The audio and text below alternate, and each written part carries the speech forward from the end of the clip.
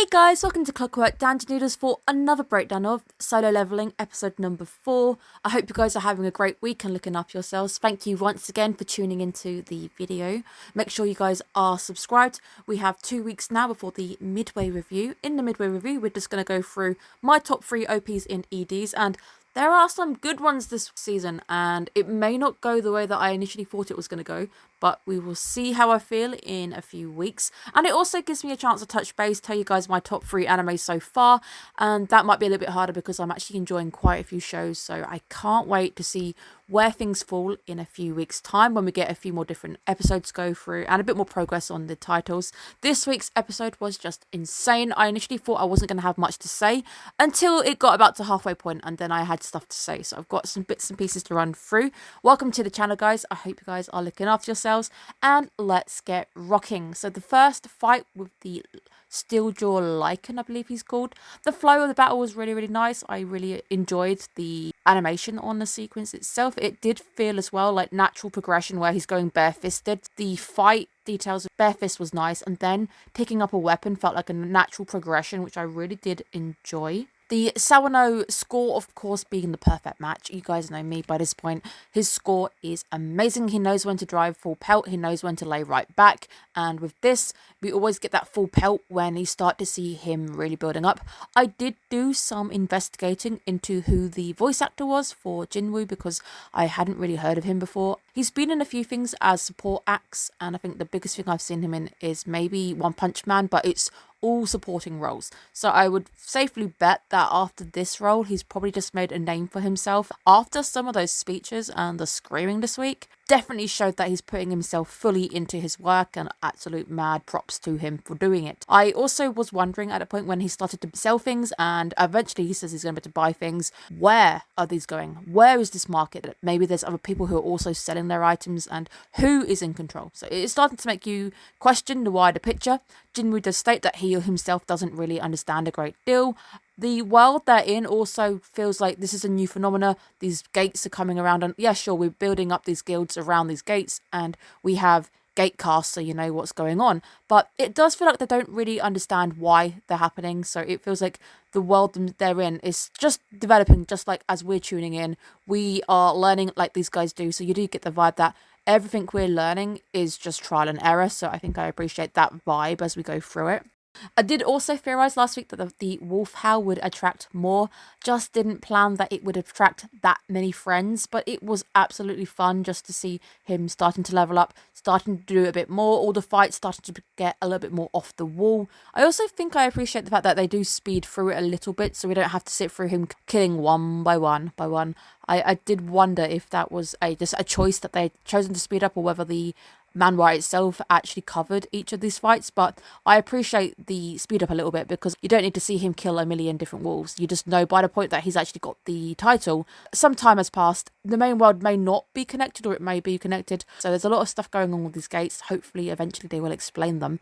Stuff like this is good because if an anime is making me think, it means that the anime's got a few secrets to hide, and I'm glad that it's not revealing all of its secrets right immediately. Now, adding the danger of the sword breaking I thought was really nice because eventually it will go blunt, or things just break as you hit things around quite a bit. So I like this because it still felt like we needed to be cautious. He wasn't about to win just off the bat. He had to really work for it still. He had to make sure that he is thinking carefully. I can't hit things too hard, or thinking things through seems to be one of his powers, because even in the dungeon with the scary statue, he was the thinker. He was the person who was trying to sit back and think, because obviously he couldn't rely on his brute strength or anything.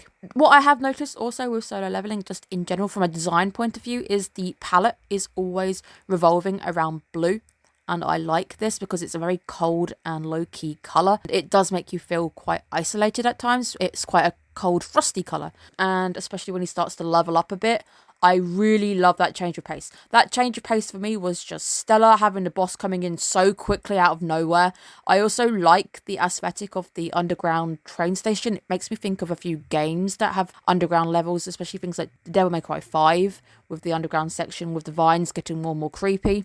Really like the aesthetic on that. I love the camera work too. The bit where he gets knocked through the screen, and it gave me a side scroller type quality because he goes through the pillars, but the camera doesn't move. You just see him go through and you know there's a gap because there's pillars there. So I really like that. I also love the fact that he bounces around quite a bit and you get to follow him. It felt like this fight was where a lot of the animation went, and seeing him then falling into the water, also not getting a break when he's in the water, really, really like it.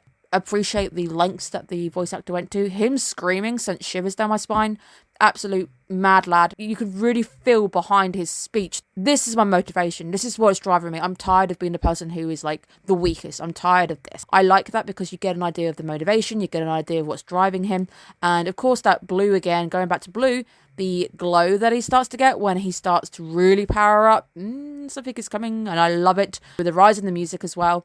That moment was just really, really cool. The boss takedown was awesome because I didn't think he would stand a chance, and I was worried that he'd have to use the teleport stone because we'd seen it, that he'd probably have to rely on it and get out of there. And I love the fact that at the end, the music swells right up. He screams, the monster screams, and it all climaxes in this very beautiful moment of him taking it down.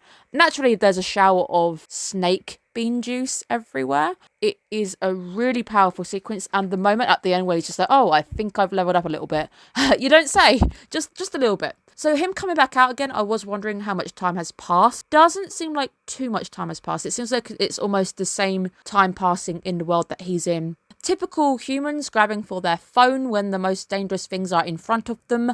This is perhaps the most realistic scene in an anime. The guy just screaming like, you need to get away. You can see this monster getting more and more closer. Things are getting quite dangerous. Everybody's still gathering with their phones, trying to take pictures of things. If that was me, I would be out of there. I'd at least get to a safe enough distance before I go, ooh, is everybody okay? Or if I am fighting on the front lines, I'd be like, I don't need an audience whilst I maybe get my ass handed to me. Jinwoo getting absolute jacked. The moment where he threw that broken sword was just insane. The fact that people know that was powerful. The weapon is blunt, but the damage it did to that shield, absolutely insane. I do wonder what level he's now just ranked himself up to, whether he's going to say anything or not, because he didn't interact with the girl, I can't remember her name. She recognized him from behind, but he doesn't interact. He doesn't go and say anything. He doesn't go, oh, that was me, by the way, because I think he's trying to keep a low key. It's weird that he didn't interact with her at the most, because I don't think he's actually said anything to her since being in hospital either. Will be interesting to see if they do have any interactions, but it doesn't really seem like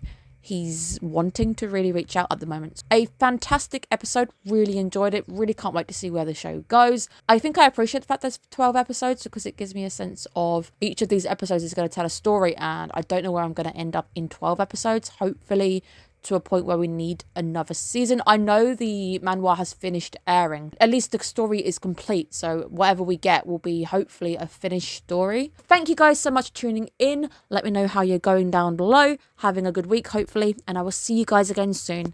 Bye, guys.